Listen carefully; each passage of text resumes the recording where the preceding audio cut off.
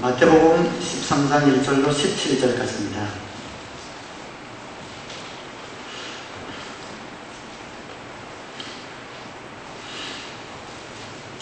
본문이 조금 길지만 제가 다 봉독해 드리도록 하겠습니다.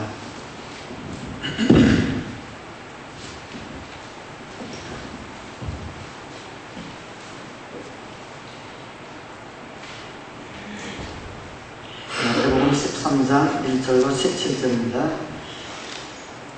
그날 예수께서 집에서 나오셔서 바닷가에 앉으셨다. 많은 무리가 모여드니 예수께서는 배에 올라가서 앉으셨다. 무리는 모두 물가에 서 있었다. 예수께서 그들에게 비유로 여러 가지 일을 말씀하셨다. 그는 이렇게 말씀하셨다. 보아라, 씨를 뿌리는 사람이 씨를 뿌리러 나갔다.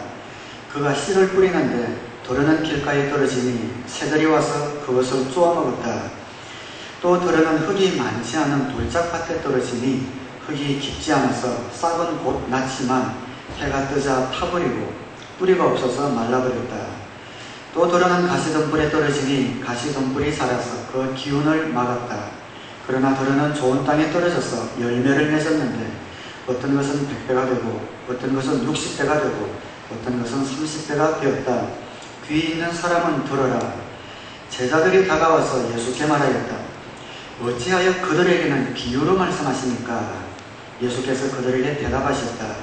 너희에게는 하늘나라의 비밀을 아는 것을 허락해 주셨지만 다른 사람들에게는 그렇게 해주지 않으셨다. 가진 사람은 더 받아서 차고 남을 것이며 가지지 못한 사람은 가진 것마저 빼앗길 것이다.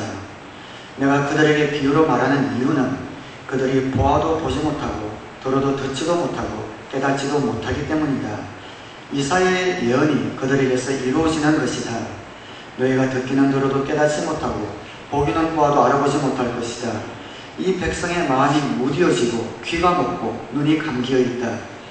이는 그들로 하여금 눈으로 보지 못하게 하고 귀로 듣지 못하게 하고 마음으로 깨닫지 못하게 하고 돌아서지 못하게 하여 내가 그들을 고쳐주지 않으려는 것이다. 그러나 너희의 눈은 지금 보고 있으니 복이 있으며 너희의 귀는 지금 듣고 있으니 복이 있다. 그러므로 내가 진정으로 너희에게 말한다. 많은 예언자와 의인이 너희가 지금 보고 있는 것을 보고 싶어 하였으나 보지 못하였고 너희가 지금 듣고 있는 것을 듣고 싶어 하였으나 듣지 못하였다.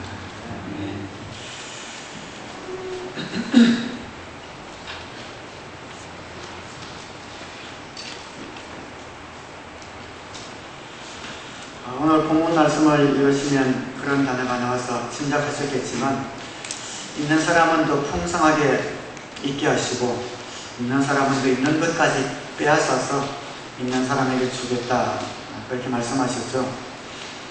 그래서 우리가 일상적인 생활에서 사용하는 한자로 된 용어로 바꾸자면 부익부, 빈익빈, 그렇게 부릅니다. 한자로 하면 저렇게 됩니다. 참고로 하시기 바랍니다. 부를 더 넘치게 하고 빈, 가난한 것을 더 넘치게 한다, 그런 뜻이겠죠.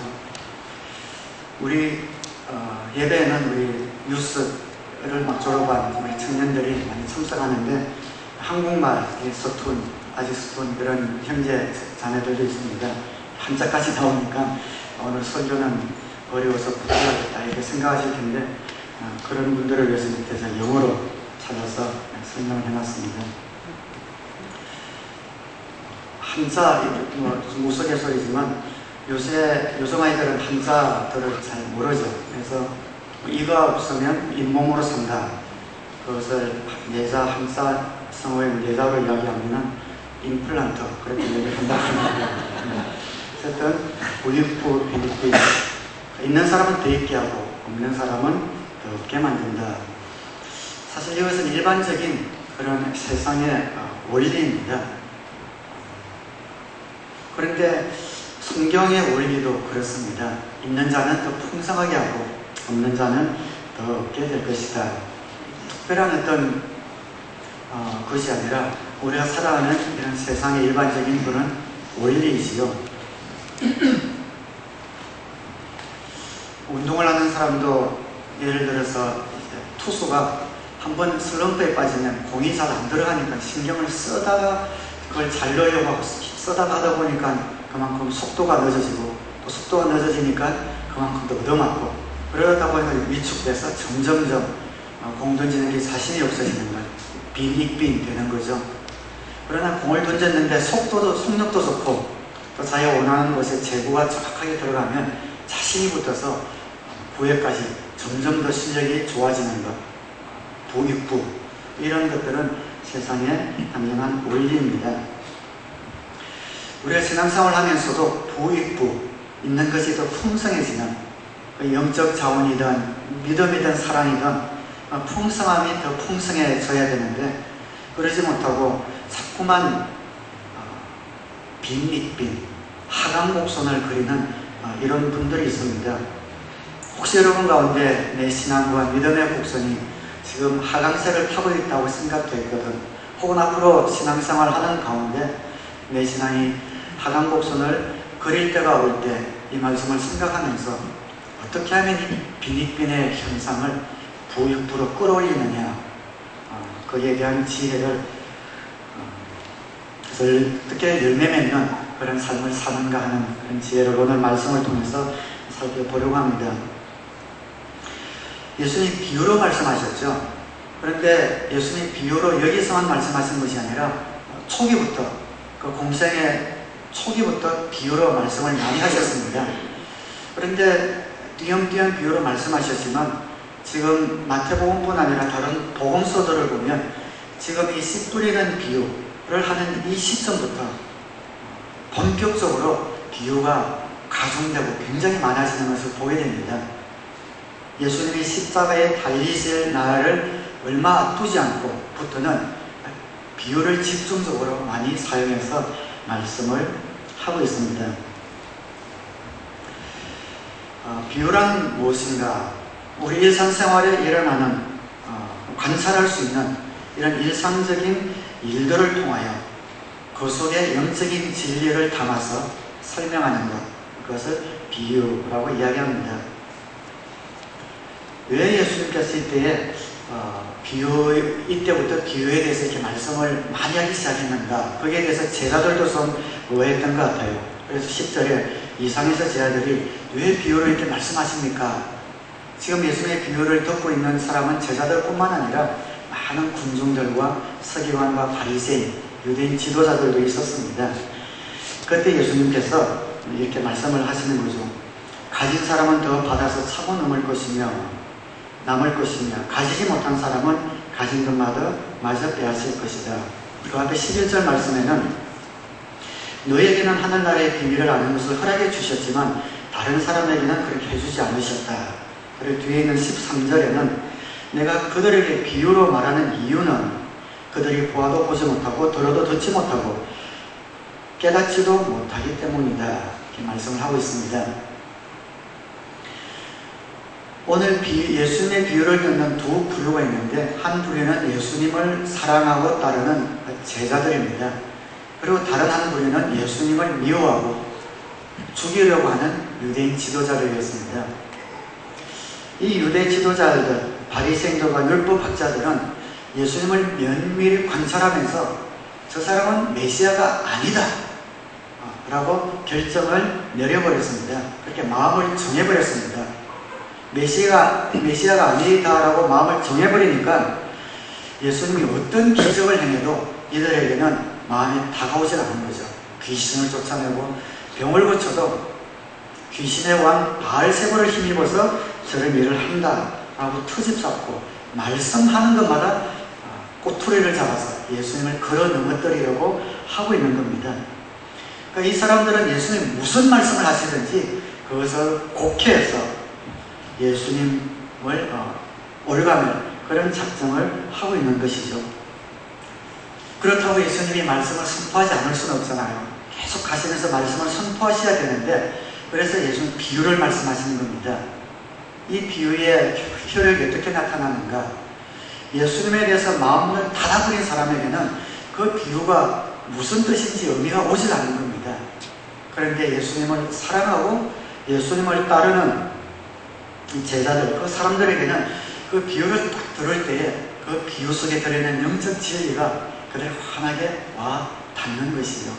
그래서 예수님께서 무릇 있는 자는 더 있게 하고 없는 자는 있는 것마저 빼앗길 것이다 라는 그런 말씀을 여기서 하고 있습니다. 예수님에 대해서, 말씀에 대해서 마음을 닫아버린 사람은 어떠한 하늘의 은혜로운 소리가 쏟아지더라도 그들에게는 이해가 되지 않을 뿐더러 그 마음이 점점 강팍한 쪽으로 가고 있고, 예수님을 향하여 사랑의 마음을 갖고 있는 제자들에게는 그 말씀이 하늘의 복음처럼 들리는 그런 효과가, 그런 효력이 이 비유에 있는 것입니다. 우리의 신앙생활에서 어떻게 하면 어떤 빈익빈의 상태, 자꾸만 우리의 믿음이 메말라가고 신앙이 하향 곡선을 그린다고 생각되어질 때 거기에서 벗어나서 부익부의 상태로 될 수 있는가 한번 따라 하시겠습니다. 삶의 방향을 바꾸는 데 집중한다. 빈익빈에서 부익부로 가기 위해서는 한꺼번에 그것이 될 거라고 기대해서는 안 됩니다. 힘듭니다. 내 상태가 지금 어떤 빈익빈의 상태, 어떤 하향 곡선을 그리고 있다고 생각되면 우선 방향을 바꾸는 데서 시작해야 합니다. 내가 어떻게 가야 할 것인가 라는 그런 부익부의 방향으로 바꾸는 데에 집중하는 데서 시작해야 합니다. 일단 방향이 바뀌면 부익부를 향해서 가게 됩니다. 여러분, 운동 규칙적으로 하는 분 계시겠지만 운동 규칙적으로 안 하는 분들에만 더 많으실 거라고 생각을 하는데요. 피곤하면 운동하기 힘들죠. 피곤하니까 몸도 까딱하기 싫으니까 운동을 하지 않습니다. 운동을 하지 않으면 점점 몸이 근육도 약해지고 체력도 약해지고 폐활량도 점점 약해지고 해서 더 피곤해지죠. 더 피곤하니까 운동하기가 더 힘들어지고 싫어지고 하니까 그것이 악순환이 되면서 빈익빈의 상태가 되는 겁니다. 여기서 부익부로 가기 위해서는 어떻게 해야 되는가? 하루아침에 바뀌진 않겠지만 힘들 때에 조그만 운동부터 시작하기로 방향을 바꾸는 겁니다. 그래서 조금 운동을 하게 되면 피곤할 줄 알았는데 운동하고 땀 한 번 30분이든 한 20분이든 땀 바짝 흘리고 나면 개운하잖아요. 운동하니까 피곤이 더 사라지네 하면서 그 운동량이 조금씩 늘어나고 또 다른 운동을 조금씩 더 하면서 피곤이 점점 사라지는 부익부로 가게 되는 겁니다. 처음부터 빈익빈에서 부익부로 가려고 큰 시도를 하는 것이 아니라 방향을 바꾸어서 시도를 하는 겁니다. 디프레션, 우울증이나 또 외로움을 많이 타는 이런 분들도 마찬가지입니다. 디프레션에 걸리면 만사에 의욕이 없어집니다. 의욕이 없어지니까 해야 될 일이 굉장히 소홀해지게 되죠. 주부들 만약에 예를 들어 주부 같으면 소홀해지다 보니까 집안 청소라든지 빨래라든지 뭐 이런 것도 하는 것이 좀 쉽지가 않습니다. 그런데 그래서 하지 않다 보니까 점점 눈에 청소가 안 된 이런 것들이 막 눈에 보이고 빨래가 늘어나면은 그걸 보면서 마음에 죄책감이 생기죠. 마음에 죄책감이 생기면서 더 우울증이 오고 더 디프레션이 오면서 그 빈익빈이 악순환하게 됩니다. 그럴 때 이 디프레션에서 한꺼번에 벗어나려고 하는 게 아니라 방향을 바꾸는 것이죠. 제일 먼저 다 청소를 다 하는 것이 아니라 한 방을 딱 정해가지고 그 방만 한번 청소를 쫙 해보면은 시원해지잖아요. 사방만 시원해지니까 그 다음 방을 하나 해보고 또 설거지를 해보고 하면서 점점 부익부의 상승곡선으로 가게 되는 겁니다. 중요한 건 뭔가? 내가 지금 신앙이든 삶이든 어떠한 상태든 하얀 곡선을 그리고 있다 생각할 때 여기서 벗어나려고 너무 큰 것을 시도하려고 하지 말고 방향을 바꾸어서 이렇게 가고 있는 건 안 된다. 방향을 바꾸어서 할 수 있는 것, 지금 당장 가능한 것으로 방향을 바꾸는 데 집중하는 것으로 시작이 되는 겁니다. 그러면서 어떻게 하는가? 같은 맥락이긴 한데요. 한번 따라하겠습니다. 작은 일에 성실한다. 똑같은 방향을 바꾸고 작은 것부터, 주어진 앞에 있는 일부터 시작을 하는 겁니다. 항상 외로움을 탄다고 느끼는 이런 분들이 있죠. 저는 항상 외롭다, 난 친구도 없다, 모두들 나만 좀 돌려내는 것 같다, 이런 분들이 있습니다. 사실 그런 분들을 보면은 생각이나 말하는 것이 부정적인 분들이 사실 많습니다. 다른 사람이 좀 못하는 그 단점들이 눈에 너무 잘 들어오니까 그런 것들을 지적하고, 또 그런 것들이 마음에 들지 않으니까 자기가 오히려 돌아서 버리고, 이러다 보니까 점점 다른 사람들도 부정적이고 불평을 쏟아내니까 옆에 있다가도 불편하죠. 다른 사람도 불편하니까 자꾸만 그 일을 두게 되고 하다 보니까 그 빈익빈의 하향 곡선이 더 심화되는 겁니다. 거기서 벗어나기 위해서 어떻게 해야 되는가? 작은 일을 시도하는 겁니다. 혹시 여러분이 외롭다고 느끼고 옆에 친구들이나 동료들이 떠나간다고 느끼는 분들이 있다면 작은 데서부터 시도하는 겁니다. 그 중에 좋은 것이 그 사람들을 볼 때마다 그 사람의 좋은 점을 보려고 한번 노력해 보시기 바랍니다. 어떤 사람이든 배울 만한 장점들을 갖고 있지요. 그래서 그 사람의 장점이 뭔가, 좋은 점이 뭔가, 그래서 발견해서 칭찬해 주는 겁니다. 당신 이거 너무 잘하네요. 이건 내가 갖고 있지 못하면 어떻게 이렇게 하지? 하고 좋은 점을 계속 칭찬해 주는 겁니다. 사람은 감정적인 동물이잖아요. 누가 나를 격려하고 칭찬하는데 싫어할 사람 없습니다. 그러면 그게 마음이 열려서 또 편하게 이야기가 가다오다 보면은 그것이 사람들을 대하는 게 편해지고, 그러면서 외로움에서 벗어나는 그런 시발점이 되는 겁니다. 조그만 것 칭찬하다 보면 칭찬할 거리가 더 많아지고, 그러면서 내 입술에서 불평이나 부정적인 이야기보다는 감사와 칭찬과 격려의 말들이 더 나오기 시작하고, 그러면서 빈익빈에서 부익부의 상승곡선을 타게 되는 것이죠. 주님 사역도 마찬가지입니다. 교회에서 사역도 처음에 주어진 작은 일들에 충성하는 분들은 점점 사역들이 많아지는 것 같아요. 처음 주어진 것들 사역을 잘 감당하다 보면 바쁘리는 만큼 사역이 많아져서 그 사역으로 인해서 열정과 열심과 기쁨을 누리고 있습니다. 그런데 처음 주어진 작은 사역에 충성하지 못하면 있는 사역도 자꾸만 빼앗기게 되고 점점 메말라가는 그런 것들을 볼 수가 있습니다. 사랑하는 여러분, 여러분의 삶 가운데서 빈익빈에서 부익부의 삶으로 올라가기 위해서 삶의 방향을 바꾸시고 작은 일을 충성하셔서 풍성한 그런 삶을 누릴 수 있게 되기를 주님의 이름으로 축원합니다. 세 번째 한번 따라하겠습니다. 작은 계시에 순종한다. 이것도 같은 맥락이긴 합니다. 이 빈익빈의 상태에 있는 그런 이스라엘 지도자들, 그런 백성들을 향해서 예수님은 이사야 선지자가 이야기한 그 성경을 인용하면서 그들을 꾸짖고 계시죠. 야, 너희들이 지금 그런 빈익빈의 상태에 있는 것은 비단 너희들에 새롭게 나타난 것이 아니라 저 옛날 이사야 시대 때도 그런 일이 있었다. 그리고 더 나아가서 지금도 그런 일들이 있을 수 있고 그런 사람들이 있을 수 있다라고 말씀을 하고 있습니다. 14절 15절에 보면 이사야의 예언이 그들에게서 이루어지는 것이다. 너희가 듣기는 들어도 깨닫지 못하고 보기는 보아도 알아보지 못할 것이다. 이 백성의 마음이 무디어지고, 그러니까 빈익빈의 상태에 있는 사람의 특징은 마음이 무디어지는 겁니다. 마음이 무디어진다는 것은 생각을 안 한다는 거죠. 생각 없이 사는 겁니다. 우리가 신앙적으로 살려면 생각을 해야 합니다.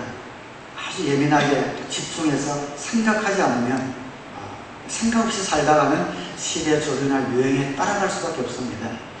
그런데 열심히 없고 예민하지 못한 사람은 그냥 생각 없이 살아가는 거죠. 마음이 무뎌집니다. 귀가 먹고 누가 그들의 귀를 틀어막은 것이 아니라 스스로 귀를 막은 겁니다. 눈이 감기어 있다. 그들 스스로 눈을 감아버린 겁니다. 이는 그들로 하여금 눈으로 보지 못하게 하고 귀로 듣지 못하게 하고 마음으로 깨닫지 못하게 하고 돌아서지 못하게 하여. 누가 그렇게 한다고요? 하나님이. 내가 그들을 고쳐주지 않으려는 것이다. 이들은 왜 들어도 듣지 못하고 보아도 보지 못하고 느끼지 못하는 상태에 이르렀습니까?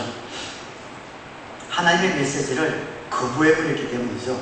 하나님의 은혜를 베푸시는데도 그들 마음으로 닫아버리고 오히려 그 모든 말씀 속에서 꼬투리와 트집을 잡으려고 마음을 닫아버렸기 때문에 하나님께서 그들을 내버려 두신 겁니다. 그냥 버려두신 겁니다. 제가 볼 때 이건 굉장히 좀 성경 구절에 좀 엄중한 그런 구절이긴 한데요.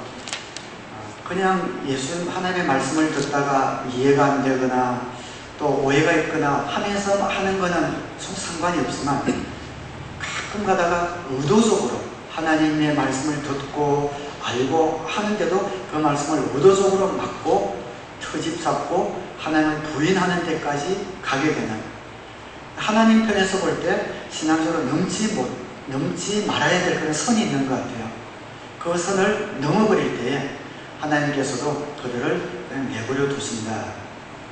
히브리서나 또 마태복음 약장이 나오는데 회개해도 용서받지 못하는 죄가 성경에 언급되고 있는데 그런 특별한 그런 죄 가운데 이들이 들어가지 않았나 그런 생각을 해봅니다. 진리가 뭔지 알고 들으면서도 의도적으로 거부할 때에 하나님께서는 보아도 보지 못하게 하시고 들어도 듣지 못하게 하셔서 회개하지 못하는 데까지 이르게 하신다는 겁니다. 어떻게 하면 이런 위치에 다다르지 않고 비니빈의 상태에서 부익부의 풍성한 삶을 누릴 수 있는가? 작은 계시에 순종하는 겁니다. 제자들에게는 예수님이 칭찬을 해주고 계십니다. 그러나 너희의 눈은 지금 보고 있으니 복이 있으며 너희의 귀는 지금 듣고 있으니 복이 있다. 그러니까 이스라엘 지도자들을 향해서는 완전히 막혀 있어서 하나님께서 듣지 못하게 만드셨다라고 하면서 제자들을 향해서는 너희는 보고 있으니 복이 있고 듣고 있으니 복이 있다. 근데 제자들도 사실 예수님의 말씀을 완전히 이해한 사람들은 아니거든요. 예수님 내가 죽어야 된다 할 때도 이해하지 못했고 또 예수님 십자가에 달려 돌아가셨을 때 무섭고 당황해서 전부 도망갔던 이런 제자들이었습니다. 근데 제자들에게는 예수님에게 칭찬을 해주고 있습니다. 이 제자들이 예수님의 말씀을 완전히 이해했기 때문이 아니라 그래도 이 제자들이 한 일은 예수님이 말씀하실 때 완전히 그들이 이해가 되지 않고 아직 다 알지 못한다 하더라도 그냥 지금 말씀하시는 그 작은 말씀에 이들은 순종을 했던 겁니다. 주님 말씀하시는 작은 계시를 알아듣고 거기에 순종했을 때에 주님께서 너희들은 복이 있다 칭찬을 주셨습니다. 바로 작은 계시에 순종한 것이죠. 그래서 혹시 여러분 가운데 예수님을 영접하지 못하신 분이 계시면은 모든 것을 다 알아서 영접하진 않는 것 같아요. 그러나 복음을 들어가는 중에 또 삼공부를 해나가는 중에 믿을 만한 이런 증거가 한 60%, 70% 있으면 믿기로 결단하는 겁니다. 결단할 만한 이유가 있는 거죠. 그런데 우리에겐 그런 분이 없지만 어떤 분은 그냥 예수를 영접하지 않는데 2년, 3년, 5년이 가도 어떤 자기 생각과 철학에 갇혀서 영접하지 않는 이런 분들이 가끔 있습니다. 계속 가다 보면은 이제 그 마음이 무뎌져요. 무슨 이야기를 해도 뭐라고 와 닿지도 않고 하면서 비디빈의 상태로 들어갈 그런 확률이 많습니다.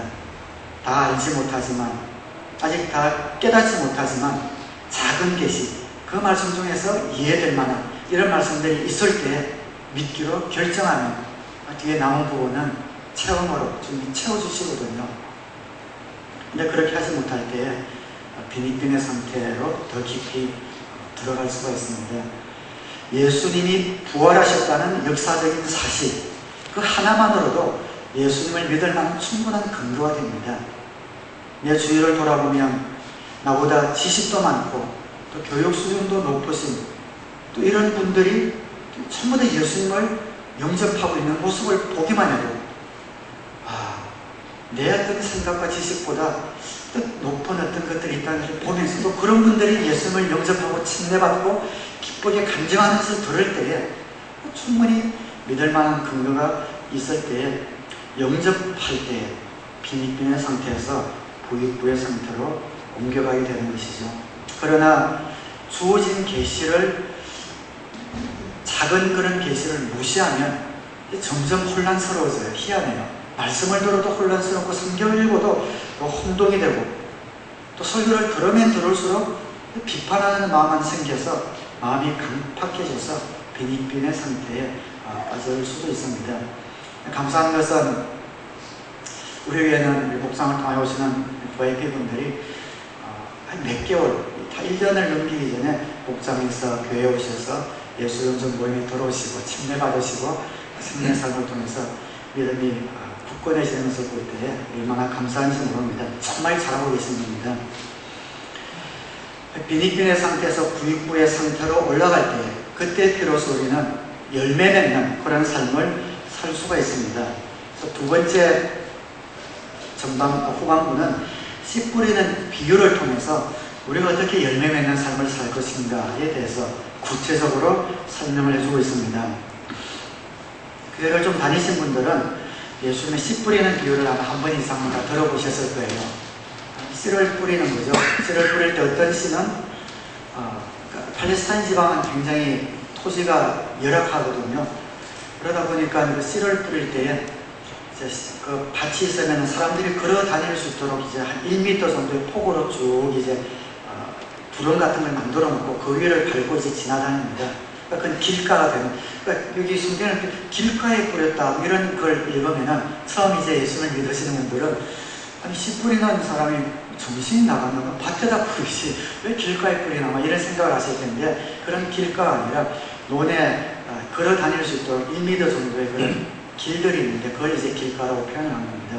막 뿌리니까 어떤 씨들은 뭐냐 아니라 그 밟고 다니는 길가에 떨어질 수도 있고 어떤 씨는 가시덤불이라고 되어 있는데 우리 표현으로 쉽게 이해하자면 잡초밭 그렇게 생각하시면 더 쉽습니다. 잡초에 떨어질 수도 있고 또 어떤 씨는 좋은 땅에 떨어질 수도 있다.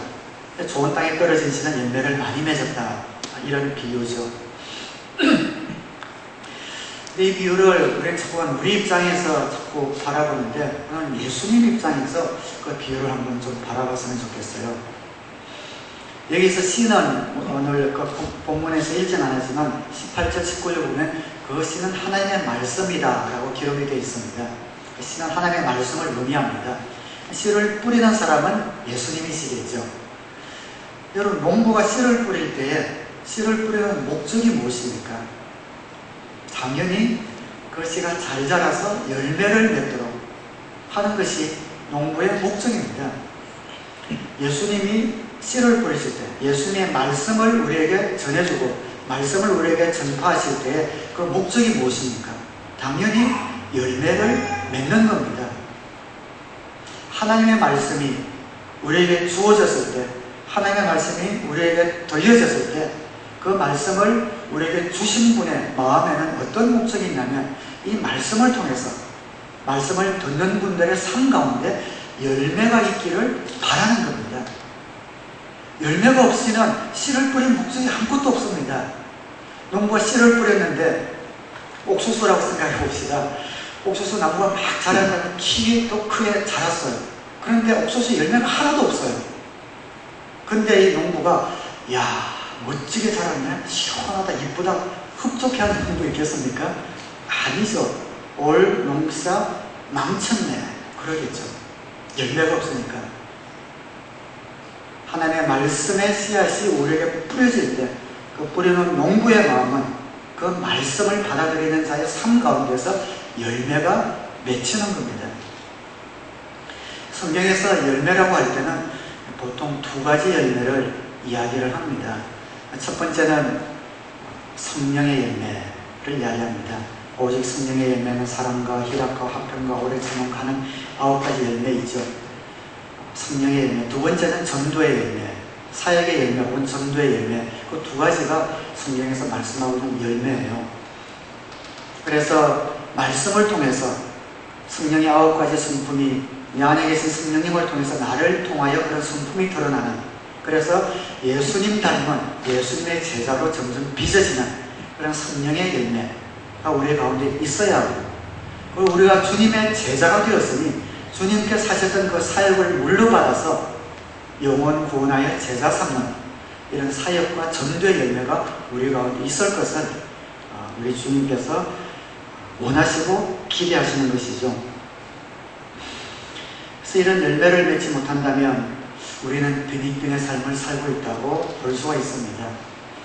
주님께서 우리를 건지시고 우리에게 주신 그 말씀을 통해서 우리의 삶 가운데 성령의 열매와 전도의 열매가 나타나고 더 풍성하게 더불어서 나타나야 될 것을 주님이 기대하고 있기 때문이죠. 그래서 어떻게 하면 이런 열매 맺는 삶을 우리가 살 수 있는가 한번 따라 하시겠습니다. 감동이 있을 때에 즉시 결단한다. 한 번만 더요. 감동이 있을 때 즉시 결단한다. 첫 번째 그 씨를 뿌렸는데 길가에 떨어진 씨가 첫 번째 예로 나오죠. 아까 말씀드린 것처럼 길가는 밭사이에 있는 1m 정도의 폭을 가진 그런 길을 말합니다. 그 발로 밟고 다니니까 땅이 단단해지겠죠. 근데 거기에 씨가 떨어지면은 그 흙이 없으니까 그 씨가 그 길가 위에 노출되어 있겠죠.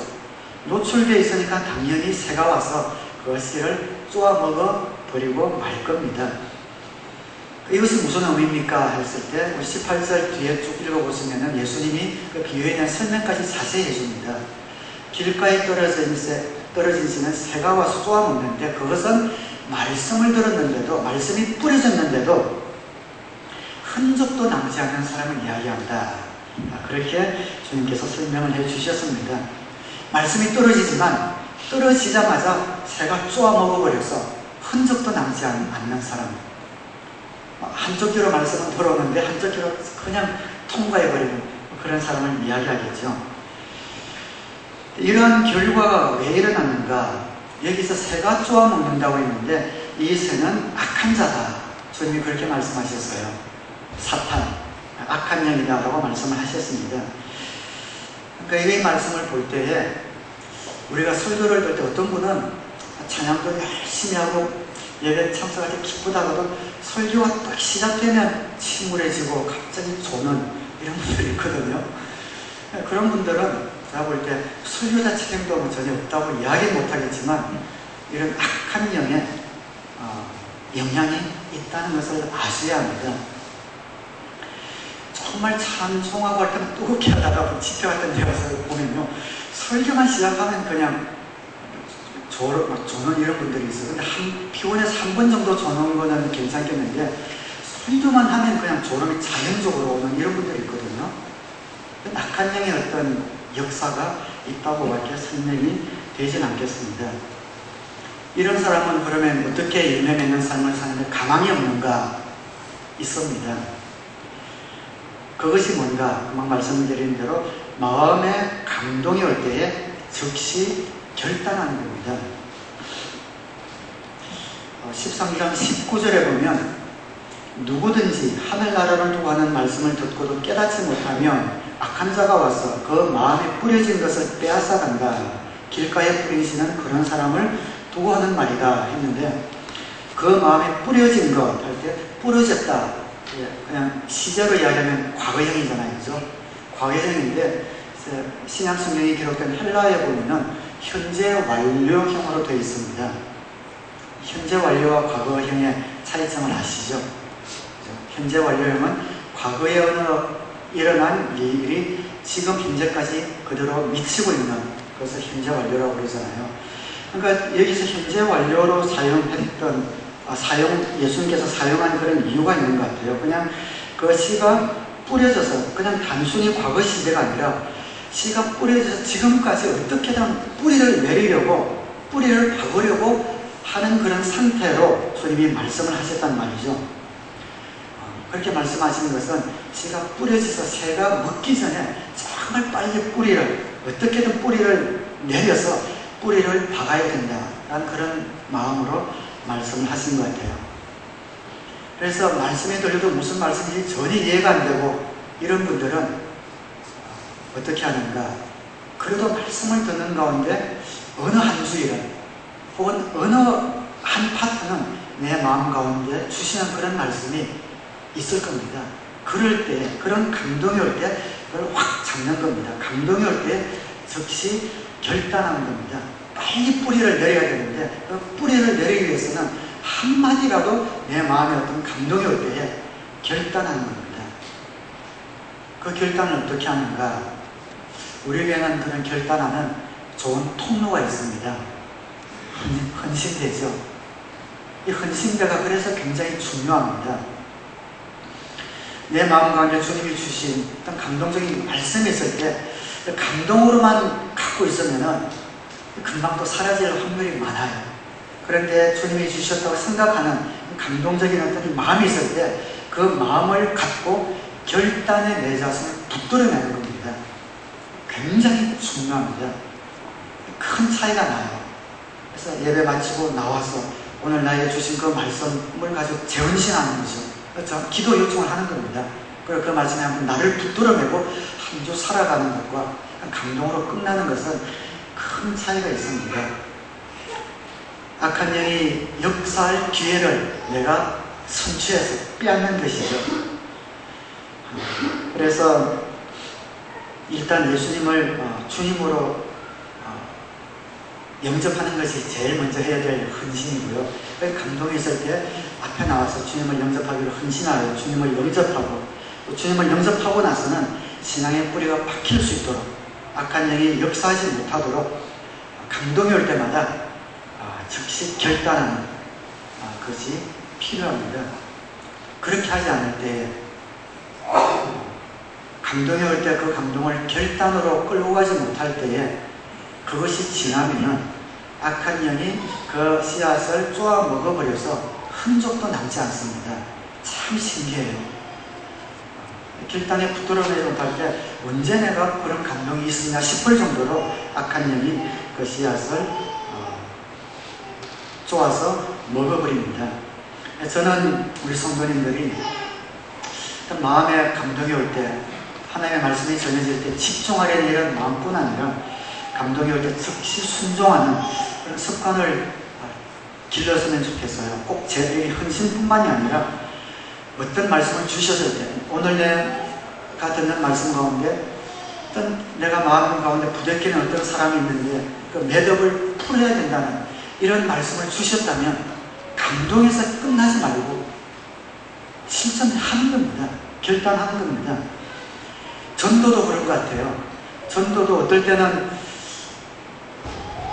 누구를 좀 전도하고 싶다. 저 사람에게 복음을 전하고 싶다. 목장에 초청하고 싶다. 이런 마음이 들 때가 있거든요. 그 마음이 들 때에 다른 모든 것을 뿌리치고 일어나서 바로 결단을 해야 합니다. 그 전도에 주신 말씀에 순종을 해야 합니다. 그런데 순종하지 않으면 그 기회를 놓치면 악한 자가 와서 역사에서 그 전도의 기회가 없어질 뿐만 아니라 시간이 지나서 내가 내 자신을 돌아봐도 그때 내가 왜 전도하려고 그렇게 마음이 들었지? 별일 다 있네? 하면서 흔적도 없이 그냥 사라져버리는 것을 아마 경험을 할 겁니다. 그래서 하나님의 말씀이 떨어질 때 내 마음이 길가와 같은 그런 마음이 있다면 감동이 올 때 즉각적인 순종으로 연결하셔서 열매 맺는 삶을 살게 되기를 주님의 이름으로 축원합니다. 비유의 두 번째가 돌짝밭에 떨어져 있습니다. 돌짝밭은 어떤 밭이냐면은 길은 아니에요. 밭은 밭인데 돌이 밑에 깔려있고 흙이 얇게 위에 덮여 있어요. 위에서 보면은 돌이 있는지 안 보이죠. 돌짝밭인지 모르고 씨앗이 그 위에 떨어지는 겁니다. 그런데 그 밑에는 돌투성인 돌짝밭인 거죠. 그러면은 돌이 이제 햇빛을 받아서 좀 따뜻하니까 처음에는 싹이 빨리 트겠죠. 그죠? 싹이 빨리 트고 그리고 즉시 싹을 내지만 싹이 밑으로 뿌리를 내려야 되는데 밑에 돌이 있으니까 뿌리를 내릴 수 없으니까 햇빛이 쫙쫙 내리쬐면 금방 말라서 죽어버리는 이런 씨앗을 의미합니다. 이런 사람은 어떤 사람인가? 주님께서 말씀하시길 말씀을 기쁘게 받아들이지만 오래가지 못하는 사람이다. 그렇게 이야기합니다. 우리에게는 그런 분이 없지만 가끔 보면 예수님 믿어서 영접해서 막 기뻐했는데 막 너무 기뻐서 할렐루야 했는데 몇 주 지나면 그냥 소리도 없이 없어지는 이런 사람 분이 있고요. 막 침례받고 막 생명의 상 받고 좋아했는데 어느 순간 보면 또 어디 갔는지 없어지고 우리에게는 없습니다. 그런 분들이 있단 말이죠.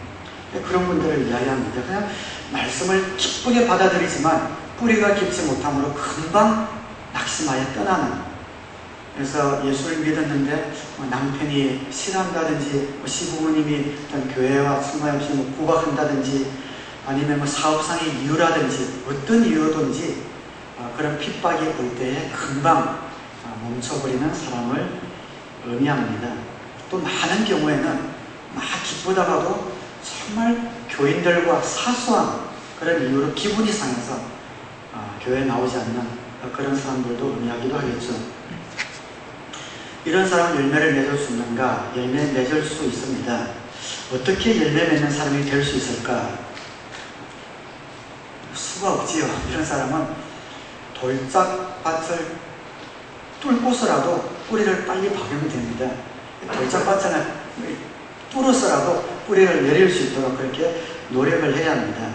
한번 따라서 하시겠습니다. 말씀을 공부하고 실천한다. 이런 분들은 제일 좋은 게 우리 교회로 치면은 상공부에 빨리 신청하는 겁니다. 예수를 믿고 나서는 빨리 뿌리를 내릴 수 있도록 우리에게 제일 처음 하는 공부가 생명의 삶이거든요. 생명의 삶 14기가 진행 중인데 지금 8분이 듣고 있습니다. 아주 좋습니다. 또 특별히 처음 신앙을 접하는 분들이 정말 순수하게 하나님을 알아가려는 그런 열정들이 얼마나 귀한지 몰라요. 제 개인적으로는 우리 교회 오셔서 예수님을 영접하고 침례를 받았다 하더라도 생명의 삶을 듣기까지는 저는 솔직히 안심은 안 돼요. 침례까지 받아도 생명의 삶을 마쳐야만 이제 우리 교회 교인이구나 안심이 저는 됩니다. 그래서 생명의 삶을 돕고 상공부를 신청해서 말씀을 공부하는 거죠. 그러나 말씀을 공부하는 것만으로는 충분하지 않습니다. 말씀을 공부하고 실천하지 않으면 절대로 뿌리가 내리지를 않습니다. 여러분들이 상공부를 하시지만 우리 교회 성경 공부가 상공부라고 이름을 붙인 이유가 거기 있습니다. 그냥 깨닫는 공부가 아니라 우리 삶을 통해서 적용되어지는 것이 목적이기 때문에 상공부라고 붙인 거죠. 실습, 훈련, 연습을 하셔야 합니다. 생명의 삶을 들으시는 분, 또 새로운 삶을 들으시는 분, 한 주 말씀 듣고 실습하고 훈련하려고 노력을 하셔야 돼요. 태권도도 마찬가지죠. 태극 1장, 태극 2장, 형이 있잖아요. 그것만 맨날 배워도 실전에서 써먹지 못하죠. 그죠? 실전에는 아무 힘이 없습니다. 대련을 해봐야만 실전에서 사용할 수 있는 거죠. 아무리 많이 배워도 실전 경험이 없으면 대련해보지 않으면 쓸모없는 것처럼 우리가 아무리 많은 성경 공부를 배워도 대련해보지 않으면 써먹어보지 않으면 실전에서 힘을 발휘할 수가 없습니다. 그래서 여러분이 뿌리를 내리기 위해서는 성경 공부와 더불어서 신앙훈련에 실습이 있어야 합니다. 저 같으면은 그러면 그 실습이 뭔가? 만약에 저 같으면 예수님을 영접하자마자 제일 먼저 저는 전도를 한번 해볼 것 같아요. 그러니까 전도하게 되면 구원의 확신이 신기하게 확 내 마음 가운데 자리를 잡습니다. 내가 영접하자마자 다른 사람에게 전도를 하게 될 때, 복음을 전할 때에 나에게 구원의 확신이 확 생기게 되거든요. 예수님을 영접하자마자 전도에 힘을 써보는 것, 그것이 말씀의 뿌리를 내리는 겁니다. 또 다른 어떤 분들은 영접하자마자 어떻게 훈련하는가? 제일 사랑할 수 없는 사람을 하나 선택해서 사랑해보기로 결심하는 겁니다. 내 삶 가운데서 제일 껄끄럽고 직장이든 어디든 어색하고 또 사랑하지 못하는 사람을 하나 딱 선택해서 내가 한번 사랑하고 그분과 한번 편하게 지내보려고 노력해보는 것, 그것을 훈련해보는 겁니다. 그런 훈련이 없이는 말씀만 계속 배워서는 절대로 우리가 신앙의 뿌리를 내릴 수 없습니다. 사랑하지 못할 사람 하나 선택해서 그 사람에게 선교도 보고, 또 마음에는 아직까지 따라오지 않지만 또 격려도 해보고, 하긴 노력을 해보고, 그러면서 부대껴보고, 그리고 그것이 어렵다는 것을 깨닫고, 어려우니까 또 주님 앞에 가서 도움도 요청해보고, 믿음의 선배들에게 상담도 요청해보고, 이러면서 그 믿음이 한 단계 푹 뛰는 것이지, 사랑해야 됩니다, 섬겨야 됩니다, 백날 걸어도 그것이 내 것이 되지 않는다는 겁니다. 그래서 저는 우리 교회 성도님들이 정말 빠지기 쉬운 그런 위험이 하나 있는데, 말씀을 듣고 나서 내가 그 말씀대로 산다고 착각할 수 있는 그런 위험에 빠지는 것을 정말 경계하셔야 됩니다. 뭔가를 나눌 때도 깨달은 것, 은혜 받은 걸 나누지만, 나누고 나서는 그 감동받고 깨달은 것에 기초해서 하나를 실천해 보지 않으면 절대로 내 것이 되지 않습니다. 그래서 말씀을 공부할 뿐만 아니라 그 말씀 뿌리를, 그 돌밭을 뿌려내고 뿌리를 내리기 위해서는 그런 사역이나 관계에 있어서 그런 실천을 해볼 수 있어야 됩니다. 우리 교회 목사님들 좋은 예잖아요. 그 목장 생활하면서, 목자로 또 사역하면서, 때때는 목장 식구들을 위해서 정말 마음에 듣지 않아야 될 말 하지, 그런 것들을 감수하면서도 감싸주고 기도하고, 그러면서 자신의 신앙이 푹푹 자라나는 것을 보잖아요. 근데 이 예는 좀 우리 교회는 좀 안 맞긴 합니다. 우리 교회는 목자들이 목장 식구들을 사랑할 뿐만 아니라, 우리 교회는 목장 식구들도 전부 다 목자 부모들을 존경하고 잘 따라하기 때문에 이 예가 좀 이해가 되지 않을 수는 있지만, 그러나 마음에 잘 따라주지 않고 하는 이런 목장 식구들이 있을 때 끝까지 품어주고 부대끼면서 그 목자들이 목자가 되었을 때와 지금의 모습을 딱 보면은 비포, 애프터 딱 사진이 있으면은 천지 차이가 날 겁니다. 그러면서 자신의 신앙이 성숙되어지고 예수님 닮은 예수님의 제자로 자라나게 되는 것이죠. 열매 맺는 삶을 살기 위해서 감동이 있을 때 즉시 결단하고 말씀을 공부하고 실천해야 합니다. 그리고 세 번째 예는 가시덤불에 떨어진 씨입니다. 아까도 말씀드렸다시피 가시덤불 하면 우리 개념으로 잘 이해가 되지 않기 때문에 잡초밭, 그렇게 생각하면 쉽습니다. 씨를 뿌렸는데 잡초밭에 막 씨들이 떨어진 거죠. 그럼 잡초밭에 떨어졌다는 것은 한번 상상을 해보세요. 그 씨앗이, 잡초밭에 덩그러니 떨어진 그 씨앗이 그 주위를 뾰족하게 감싸고 있는 잡초와 경쟁을 해야 된다는 그런 의미입니다. 자기가 씨를 내릴 면적에서부터 경쟁이 시작되고요, 햇빛을 받는 것에서 잡초들과 경쟁을 해야 되고, 무엇보다 땅의 자양분을 빨아들이는 것에 대해서 옆에 있는 잡초들과 경쟁을 해야 된다는 것을 의미합니다. 그 의미가 뭔가? 그럼 그 씨앗이 잡초밭에 떨어졌다는 것은 뭔가? 주님께서 설명해 주시기를 22절에 또 가시덤불 속에 뿌린 씨는 이런 사람이다. 그는 말씀을 듣기는 하지만 세상의 염려와 재물의 유혹이 말씀을 막아 열매를 맺지 못한다. 잡초밭에 떨어진 씨앗과 같은 사람은 어떤 사람인가? 세상의 염려와 재물의 유혹 때문에 그 경쟁에 부대껴서 자라지 못하는 사람이다. 그렇게 설명을 하고 있습니다. 많은 사람들이 길가로 지나고 돌짝밭도 아닌데 신앙생활을 하면서 가장 많이 힘들어하고 어려워하는, 그래서 빈익빈의 상태에 머무르는 그런 요인이 저는 이 부분이라고 생각을 합니다. 잡초와 경쟁을 하는 것이 어려운 거죠. 힘든 겁니다.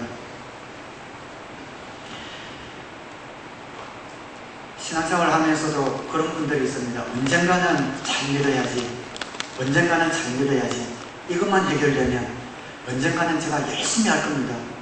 언젠가는 열심히 할 겁니다. 10년 전에 그랬는데 10년 후에도 그렇고 20년 후에도 언젠가는 잘 믿어야지. 늙어 죽을 때까지 언젠가는 잘 믿어야지. 이런 분들이 있단 말입니다. 있습니다. 많습니다. 왜 그런가? 아주 단순한 사실을 무시했기 때문에 그렇다고 생각합니다. 무슨 사실인가?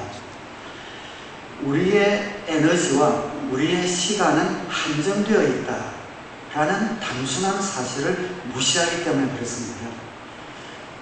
세상 일도 잘하고 돈도 많이 벌고 주님 일도 잘하고 그렇게 잘하기 힘듭니다. 우리의 에너지와 시간은 한정되어 있는 겁니다. 세상에 누릴 것 다 누리고 세상에 하고 싶은 것 다 하고 먹고 싶은 거 다 먹고 하고 싶은 거 다 하면서 신앙도 잘 자라겠다, 사역도 열심히 하겠다, 그것이 안 된다는 것을 모르기 때문입니다. 내 시간과 내 건강과 내 에너지가 한정되어 있다는 것을 모르기 때문이죠. 세상 일은 어떤 일인가? 세상 일의 특징이 있습니다. 세상 일은 잡초와 같습니다. 잡초 인생 그렇게 표현하잖아요. 그건 찔깁니다. 이 세상 일이라는 것은 그냥 부어도 우리 에너지를 뺏어가고 우리 사고를 뺏어가고 우리의 시간을 뺏어가는 것이 세상 일입니다. 그래서 세상 일은 잡초와 같아서 우리의 정신력과 사고와 에너지와 시간을 소모할 수밖에 없도록 만들고 있습니다. 근데 거기에 매여서 그냥 따라서 살다 보면 우리의 삶은 신앙생활에 쓰여질 여유가 남지 않는 거죠. 그러다 보니까 언젠가는 잘 믿겠습니다. 이것만 해내게 되면 잘 믿겠습니다. 그런 날이 오지 않는다고요. 세상의 시스템이 그것을 그대로 내버려 두지 않는다고요. 그러니까 늙어 죽을 때까지 이것만 해결되면 잘 믿겠습니다 하면서 그 삶 가운데 어떤 열매도 남기지 못하고 가는 거죠. 이런 분들은 어떻게 해야 하는가? 잡초와 같은 세상 가운데 살아가면서 이 말씀의 씨앗이 우리 가운데 뿌리를 내려서 어떻게 열매 맺는 삶을 살 수 있는가? 따라하겠습니다. 하늘나라와 그 의에 우선순위를 둔다. 우선순위입니다. 두 개를 동시에 할 수 있을 거라는 생각을 버려야 합니다. 그렇다고 세상 일을 성실하지 말라는 말 아닌 것 아시죠? 우리의 맡겨진 최선을 다해야 되지만 그 세상 일에 우리의 정신과 시간과 에너지를 다 빼앗기고 나서는 그 여유를 가지고 신앙생활을 할 수가 없다는 겁니다. 세상 일을 최선을 다하지만 그 일 가운데서도 나의 우선순위는 적어도 분명히 세워져 있어야 합니다. 여러분, 우리의 삶의 영역은 세 군데잖아요. 가정과 생업과 교회. 이 모든 삶의 영역 가운데서 나의 우선순위가 세워져 있지 않으면 우리는 언제든지 잡초와의 경쟁에서 넘어갈 수밖에 없습니다. 직장 일을 하든 사업을 하든 가정을 돌보든 무엇을 하든 나의 우선순위는 무엇인가? 하나님께서 나를 이곳에 불러주신 목적은 무엇인가? 그것을 놓치고 있는 한은 우리는 절대로 성공할 수 없고 열매 맺을 수 없습니다. 먼저 그의 나라와 그의 의를 구하는 것, 나의 하는 모든 일들이 하나님 앞에 영광을 돌리고 이웃들에게 유익을 끼치는 것, 그것이 우리의 우선순위가 되지 않는 한 영혼 구원하여 제자 삼는 그런 교회의 본질, 그 정신을 우리의 우선순위로 세우지 않는 한 우리는 평생을 다음에 더 잘 섬기겠습니다 라는 그러한 변명으로 갈 수밖에 없다는 것을 우리는 기억해야 합니다. 사랑하는 여러분,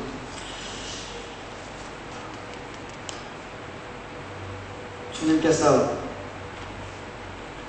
우리에게 복음을 주셨습니다. 마태복음 6장 33절에 너희는 먼저 그의 나라와 그의 의를 구하라. 그리하면 이 모든 것, 너희의 먹고 마시고 있는 것, 현대적인 용어로 바꾸면 너희의 렌트와 보험과 학업비와 학비와 모든 것 내가 공급해 주겠다. 내가 너희들을 출장 보냈는데 출장 보냈다면 모든 출장비를 회사에서 지급하는 것처럼 그의 나라와 그의 구하기로 우선순위를 두고 산다면 너의 모든 의식주는 내가 해결해 주겠다. 제 말이 아니고 주님께서 친히 약속해 주셨습니다. 그 말씀을 딱 붙든다면 굶어 죽어도 so what? 그 말씀을 붙들고 입에 풀칠할 것이 없어서 정말 굶어 죽는다면 주님 말씀 붙들고 주님 앞에 섰다는 자랑할 것은 최소한 있지 않겠어요? 그러나 그 우선순위를 저버린 채 세상 가운데 첩초의 경쟁에서 흐득이다가 간다면 주님 앞에 뭐라고 대답할 말이 궁색하지 않을까 생각이 듭니다. 여러분 아마 그렇게 생각할지 모르겠어요. 목사님은 목회만 하다 보니까 세상 사는 것이 얼마나 힘든지 잘 몰라서 그래요. 이 경쟁사에서 생존에 남는 것이 얼마나 치열한지 몰라서 그래요. 맞습니다. 저 잘 모릅니다. 그렇지만 적어도 제가 하고 있는 사역이 목회라는 이 부분에서만큼은 저는 그 말씀을 저한테 적용하며 살아갑니다. 목회를 하지만 저도 하나님 앞에 자녀여 성도 아닙니까? 그 앞에서 그의 나라와 그의 의를 구하라. 그러면 이 모든 것을 너에게 더하여 주실 것이다. 그 말씀 저는 붙들고 놓치지 않고 적어도 살아가려고 노력하고 그럴 때에 책임져 주시는 하나님을 전 한순간도 의심해 본 적 없습니다. 사랑하는 여러분, 여러분의 삶 가운데 하나님의 자녀로서 뿐 아니라 예수님의 제자로서 열매 맺는 주님께서 이 땅에 오시는 것은 요한복음 13, 10절 말씀처럼 우리에게 생명을 주시려 하고 그 생명을 더 풍성하게 해주시기 위해서 오셨다고 약속해 주셨는데 그 풍성함을 우리가 어떻게 누리는가? 우선순위를 정하는 겁니다. 여러분 삶 가운데 그의 나라와 그 여러분 우선순위를 딱 정할 때에 10시간에 할 일을 1시간에 끝낼 수 있는 그런 지혜를 하나님께서 허락해 주실 줄 믿습니다. 우리의 눈과 우리의 한계, 우리의 생각으로는 도저히 되지 않을 그런 일, 빠져나갈 수 있는 그런 구멍이 우리의 눈에 보인다 하더라도 하나님께서 피할 길을 주시고 예기치 못한 사람들을 만나게 하시고 복을 주셔서 우선순위를 정하지 못하고 사는 사람들보다 훨씬 더 성공적인 그런 삶을 약속해 주시는 신실하신 하나님을 여러분의 머리로뿐 아니라 마음속 깊숙이 믿을 수 있게 되기를 주님의 이름으로 간절히 축원합니다. 그래서 저와 여러분의 삶이 열매 맺는 이런 삶을 통해서 그런 삶에 나도 동참해보고 싶다라는 그런 많은 분들을 여러분 곁에 두시는 복의 통로가 되시기를 다시 한번 주님의 이름으로 축원합니다. 기도하겠습니다.